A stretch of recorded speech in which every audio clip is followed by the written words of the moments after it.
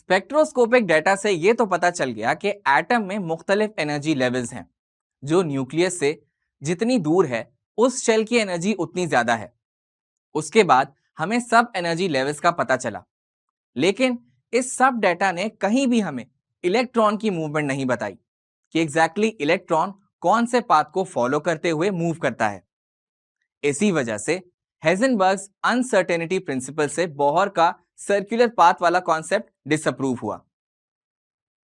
Electron की exact location atom में आज तक कोई फाइंड नहीं कर सका कि एग्जैक्टली इलेक्ट्रॉन है कहां पे।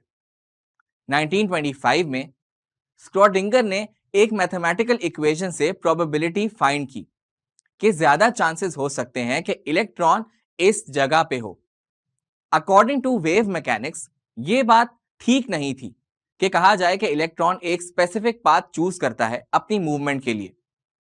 स्क्रैडिंगर ने यह कहा कि यह कहना बेस्ट होगा कि न्यूक्लियस के गिर्द कुछ ऐसे रीजन्स हैं जहां पर इलेक्ट्रॉन के पाए जाने के चांसेस ज्यादा होते हैं, और न्यूक्लियस के गिर्द उन रीजन्स को ऑर्बिटल्स का नाम दिया गया। किसी भी एटम में इलेक्ट्रॉन इन 4 क्वांटम नंबर से डिस्क्राइब किया जाता है, जिस तरह हमारे घर का एक कंप्लीट एड्रेस होता है। For example, house number 56, street 34, A block, D sector, Lahore. इसी तरह एक इलेक्ट्रॉन का एड्रेस उसके क्वांटम नंबर से पता चलता है। ये quantum number position of electron specify करते हैं एटम में। There are 4 quantum numbers. Number 1, principal quantum number denoted by n. Number 2, azimuthal quantum number denoted by L. Number 3, magnetic quantum number denoted by M. And number 4, spin quantum number denoted by S. तो चले आइए एक एक करके इन quantum numbers को discuss करते हैं। सबसे पहले डिस्कस करते हैं प्रिंसिपल क्वांटम नंबर को, which is denoted by N. ये एक्चुअली बताता है एनर्जी लेवल और शेल नंबर जहां पे इलेक्ट्रॉन होता है। प्रिंसिपल क्वांटम नंबर की वैल्यू की बात की जाए तो 1, 2, 3, 4 एंड सो ऑन हो सकती है। अगर n इज इक्वल टू 1 है तो हम कह सकते हैं कि इलेक्ट्रॉन k शेल में है। n इज इक्वल टू 2 है तो इलेक्ट्रॉन l शेल में है। इसी तरह n इज इक्वल टू 3 या 4 होगा तो हम कहेंगे कि इलेक्ट्रॉन या तो m शेल में है या n शेल में है। प्रिंसिपल क्वांटम नंबर हमें बताता है कि इलेक्ट्रॉन न्यूक्लियस से कितने फासले पे है। जितनी n की वैल्यू ज्यादा होगी उतना एनर्जी लेवल ज्यादा होगा। स्पेक्ट्रोस्कोपिक स्टडीज से यह बात जाहिर हुई कि स्पेक्ट्रल लाइंस फर्दर डिवाइड हुई हैं इनटू फाइन स्पेक्ट्रल लाइंस। ये फाइन स्पेक्ट्रल लाइंस सब शेल्स को शो करती हैं, जबकि प्रिंसिपल क्वांटम नंबर सिर्फ शेल्स को एक्सप्लेन करता है। तो सब शेल्स को एक्सप्लेन करने के लिए नया क्वांटम नंबर इंट्रोड्यूस करवाया गया, जिसे एजीम्यूथल क्वांटम नंबर कहा गया, which is represented by L. The value of L can be 0, 1, 2, 3 and so on. It is also n-1.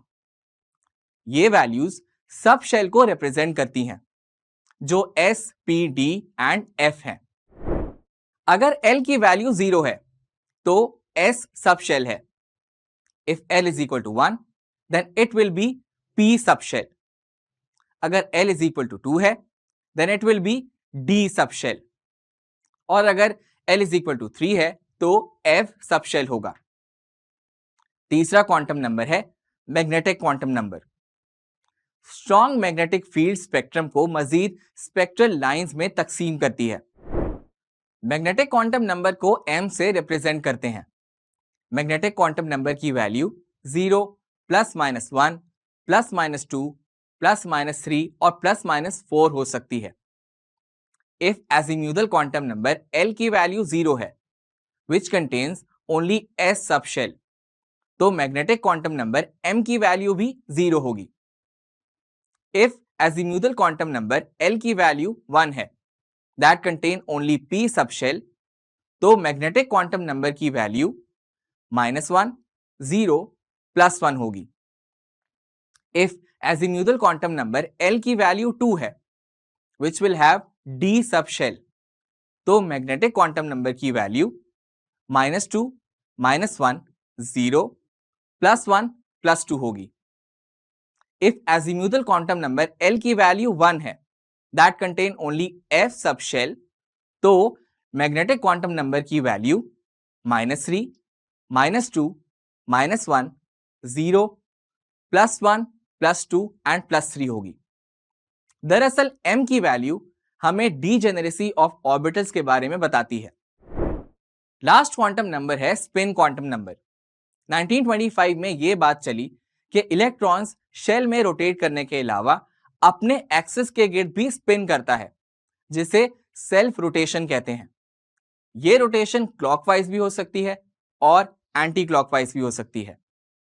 यह spinning of electron around axis magnetic field की वजह से है, इसीलिए इसे मैग्नेटिक मूवमेंट भी कहते हैं। यह स्पिन मोशन ही ड्यूप्लेट लाइन स्पेक्ट्रा के लिए रिस्पॉन्सिबल होती है। उम्मीद है कि आज का लेक्चर आपको बहुत अच्छा लगा होगा। मिलते हैं नेक्स्ट लेक्चर में, तब तक के लिए अल्लाह हाफिज। मकसद ऐप को एंड्रॉइड फोन पे इंस्टॉल और लॉगिन करने का तरीका, प्ले स्टोर पे जाएं, मकसद ऐप सर्च करें, इंस्टॉल पे क्लिक करें। इंस्टॉल करने के बाद मकसद ऐप खोलें। अकाउंट बनाने के लिए गेट स्टार्टेड पे क्लिक करें। अपना मुल्क सेलेक्ट करें और मोबाइल नंबर डालें। फोन पे दिया गया वेरिफिकेशन कोड एंटर करें। अपना ग्रेड या कोर्स सेलेक्ट करें। अपना ग्रुप सेलेक्ट करें। अपना बोर्ड सेलेक्ट करें। आपका लॉगिन कंप्लीट हो चुका है।